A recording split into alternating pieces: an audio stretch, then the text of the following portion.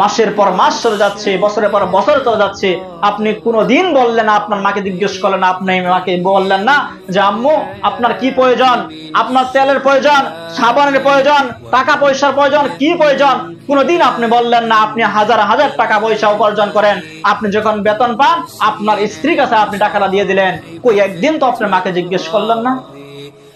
যখন আপনি বেতন পান আপনি স্ত্রীকে জিজ্ঞেস করেন ফোন করে বাড়িতে আসার আগে যে তোমার কি লাগবে, সাবান শ্যাম্পু লাগবে, তেল লাগবে, কি লাগবে বলো, কই আপনার মাকে তো একদিন জিজ্ঞেস করলেন না যে আম্মু আপনার কি লাগবে, বাবা আপনার কি লাগবে, একদিন তো আপনি জিজ্ঞেস করলেন না। অথচ ওই বাবা, আপনি চিন্তা করেন, যে সন্তানের জন্য রাতের পর রাত জেগে নাইট ডিউটি করে দিনের পর দিন মাথা থেকে পায়ের গান জড়ে মাথার গান জড়িয়ে আপনি দিনের পর দিন কষ্ট করে যে সন্তানকে লালন পালন করছেন, ওই সন্তান যেই রকম ভাবে আপনি লালন পালন করেন, ওই একই সময় ছিল আপনার বাবাও আপনাকে লালন পালন করার জন্য দিনের পর দিন কষ্ট করেছিল। ওই বৃদ্ধ বাবা আপনাকে লালন পালন করার জন্য দিনের পর দিন কষ্ট করেছিল, রাতের পর রাত আপনার মা আপনার জন্য ঘুমাতে পারেনি, মাসের পর মাস চলে গিয়েছিল যখন আপনি তা আপনার মায়ের গর্ভে ছিলেন, আপনার মা ঠিক মতো খেতে পারেনি, আপনার মা ঠিক মতো শুতে পারেনি, ঘুমাতে পারেনি আপনার জন্য। ওই মাকে আপনি আজকে অবজ্ঞা করেন, অবহেলা করেন, আপনার মা আপনার জন্য বোঝা হয়ে গিয়েছে। কই আপনি যখন তার কোলে প্রস্রাব করে দিয়েছিলেন, পায়খানা করে দিয়েছিলেন, আপনার মা তো আপনাকে ফেলে দেয়নি। দিনের পর দিন আপনার মায়ের কোলের মাঝখানে আপনি প্রস্রাব করে দিয়েছেন, আপনার বাবার কোলে প্রস্রাব করে দিয়েছেন, আপনার মায়ের কোলে আপনি পায়খানা করে দিয়েছেন, তারা হাসি মুখে এটাকে মেনে নিয়েছে। আপনার বিছানায় এখন আপনার বৃদ্ধ মা পড়ে গিয়েছে, একদিন প্রস্রাব করে দিয়েছিল, একদিন পায়খানা করে দিয়েছিল, আপনি এখন বিদেশ হারিয়ে ফেললেন, আপনার মাকে আপনি সহ্য করতে পারলেন না। আপনি আপনার মাকে সহ্য করতে পারলেন না, আপনার বাবাকে সহ্য করতে পারলেন না। মনে রাখবেন, আপনার ওই সময় আসবে যেই দিন সন্তান আপনার সন্তান বড় হবে, আপনিও আপনার বাবার মতো বিছানায় পড়ে যাবেন। যেই সন্তান তার পিতামাতার সাথে শেষ বয়সে যেই রকম আচরণ করবে, তার সন্তান শেষ বয়সে তার সাথেও ঠিক একই আচরণ করবে।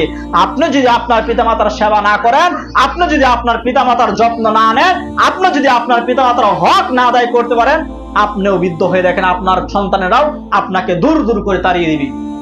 আপনার খোঁজ খবর নেবেন, আপনি দেখেন আপনি বৃদ্ধ হয়ে যান, আপনি মারা যান, দেখেন আপনার কি হয়। আপনি অসুস্থ হয়ে 1 মাস বিছানায় পড়ে থাকেন, অসুস্থ হওয়ার পরে আপনি 1 মাস বিছানায় পায়খানা করে দেখেন, আপনার সন্তানেরা আপনাকে দেখতেও আসবে না। আপনার 2 সন্তান থাকলে তাদের মাঝখানে বন্টন করা শুরু হয়ে যাবে, যে তুমি দেখবে 15 দিন, আমি দেখবে 15 দিন, আপনাকে বন্টন করে ফেলবে। আপনার সন্তানেরা খাবারের বন্টন করে ফেলবে, যে একদিন তোমার কাছে খাবে, আরেকদিন আমার বাড়িতে খাবে, ঠিক ফকিরের মতো একদিন এই দুয়ারে আরেকদিন ওই দুয়ারে আপনাকে ঘুরতে হবে। সুতরাং আপনার মাকে আপনি সেবা যত্ন করেন, আপনার বাবাকে আপনি সেবা যত্ন করেন, যাতে করে আপনার সন্তান ওই সমস্ত কাজ দেখে তারাও শিক্ষা নিতে পারে, যখন আপনি বৃদ্ধ হবেন তারাও যেন আপনাকে সেবা যত্ন করতে পারে, ঠিক একইভাবে যে এরকম ভাবে আপনার পিতাকে আপনি সেবা যত্ন করলেন। সম্মানিত হাজরিন, তার আমাদের প্রত্যেকটা সন্তানের উচিত, যদি আমরা আল্লাহ রাব্বুল আলামিনের নৈকট্য হাসিল করতে চাই, যদি আমরা আল্লাহ রাব্বুল আলামিনের জান্নাতে প্রবেশ করতে চাই, আমাদের উচিত পিতামাতার সাথে সদা সর্বদাই শিষ্টাচার পূর্ণ আচরণ করা, সদা সর্বদাই তাদের সাথে আমাদের উত্তম আচরণ করা। সম্মানিত হাজরিন, তাহলে আল্লাহ রাব্বুল আলামিন আমাদেরকে বেশি থেকে বেশি পরিমাণ যেন আমরা পিতামাতার যে হকগুলো রয়েছে সেই হকগুলো যেন আমরা আদায় করতে পারি, সেই তৌফিক দান করে দেখবেন আল্লাহুম্মা আমিন। আর যাদের পিতামাতা মারা গিয়েছে তাদের উচিত বেশি থেকে বেশি পরিমাণ তাদের জন্য দোয়া করা, মার জন্য দোয়া করা, বাবার জন্য দোয়া করা। আপনার বাবা আপনাকে 10 কাঠা জমি দিয়ে গেছে, 100 বিঘা জমি দিয়ে গেছে, লক্ষ লক্ষ টাকা আপনাকে দিয়ে গেছে, আপনার মা টাকা দিয়ে গেছে, স্বর্ণের গয়না দিয়ে গেছে। এখন আপনার বাবা মারা গিয়েছে, আপনার মা মারা গিয়েছে, আপনার বাবা কখনো বলে নাই যে বাবা 1 কাঠা জমিনের ফসল আমার কবরে দিয়ে যাও। আপনার মা বলে নাই যে 1 ভরি স্বর্ণের একটা অলংকার আমার কবরের মাঝখানে দেওয়া যাও। আপনার বাবা আপনার মা শুধু একটি কথাই কবর থেকে বলে, আমার জন্য একটু দান সদকা করো, আমার জন্য একটু দোয়া করো, যাতে করে আমি কবরের মাঝখানে একটু শান্তি থাকতে পারি, যাতে করে আমি জান্নাতের একটি টুকরা হতে পারি, যাতে করে আল্লাহ রাব্বুল আলামিন আমার কবরটাকে একটি জান্নাতের টুকরা বানিয়ে দেয়। আমার জন্য তোমরা একটু দোয়া করো। এখন আপনি বুঝতে পারলেন না, যখন আপনি মারা যাবেন তখন আপনি বুঝতে পারবেন, তখন আপনি বলবেন আপনার সন্তানদেরকে, হে আমার সন্তানেরা, আমার জন্য একটু দোয়া করো, একটু নামাজ পড়ো, নামাজের পরে আমার জন্য আল্লাহ সুবহানাহু ওয়া তাআলার কাছে একটু ক্ষমা প্রার্থনা করো। ওই দিন আপনি কবরে শুয়ে শুয়ে বুঝতে পারবেন আপনি যে আপনার পিতার জন্য দান করেছিলেন না, আপনার পিতার জন্য আপনি দোয়া করেছিলেন না, এখন আপনার সন্তানেরা আপনার জন্য দোয়া করে না, এখন আপনার সন্তানেরা আপনার জন্য দোয়া করে না। সুতরাং বেশি থেকে বেশি পরিমাণ সন্তানকে সামনে নিয়ে দান করবেন। যখন আপনি দান সদকা করবেন, সন্তানকে নিয়ে আসবেন, সন্তানের হাত দিয়ে আপনি দান শেখাবেন। আপনার সন্তানকে বলবেন তোমার দাদির নামে দান করো, তোমার বুবুর নামে দান করো, তোমার নানার নামে দান করো, তোমার বড় জেঠার নামে দান করো।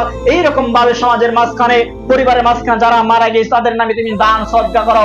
ওই সন্তান ছোট্ট কাল থেকে শিক্ষা নিবে যে যারা মারা যায় তাদের জন্য দান সদকা করতে হয়। যখন আপনি মারা যাবেন ওই সন্তানকে বলতে হবে না আপনার জন্য দান করার জন্য, ওই সন্তানই দান করবে। কারণ আপনি মারা যাওয়ার পরে সমস্ত আমল বন্ধ হয়ে যায়, একমাত্র নেক সন্তান খোলা থাকে, সদকায়ে জারিয়া খোলা থাকে। আপনার সন্তান যা নেক কাজ করবে ওই আমলটুকু আপনার কবরের মাঝখানে পৌঁছে যাবে।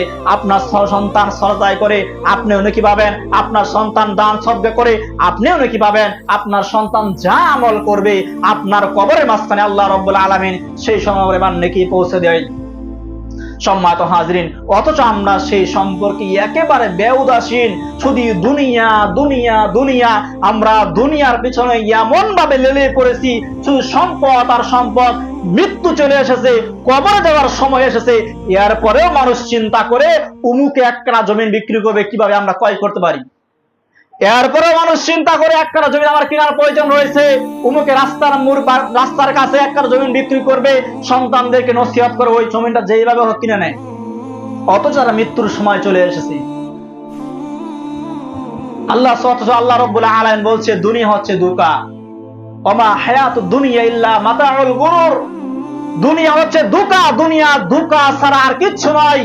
আপনি যে দুনিয়ার পিছনে খামসাখামসি করেন, যে দুনিয়াতে টিকে থাকার জন্য ডাক্তারের পর ডাক্তার, হসপিটালের পর হসপিটাল, এক দেশ থেকে অন্য দেশে আপনি চিকিৎসার জন্য যান দুনিয়াতে থাকার জন্য, অথচ আল্লাহ রাব্বুল আলামিন বলছে একদিন আমি এই দুনিয়াটাকে আমি ধ্বংস করে দেব।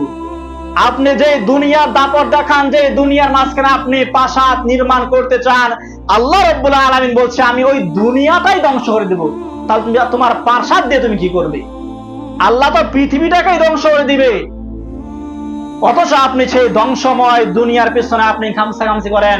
আপনার বাবাও আপনার মতো জমিনের পিছনে খামসাখামসি করেছিল। আপনার পূর্বে যারা দুনিয়াতে ছিল তারাও টাকার পিছনে, সম্পত্তির পিছনে লেরিয়ে পড়েছিল, তারা আজকে দুনিয়াতে নেই। আপনি একদিন থাকবেন না, আমিও একদিন থাকবো না।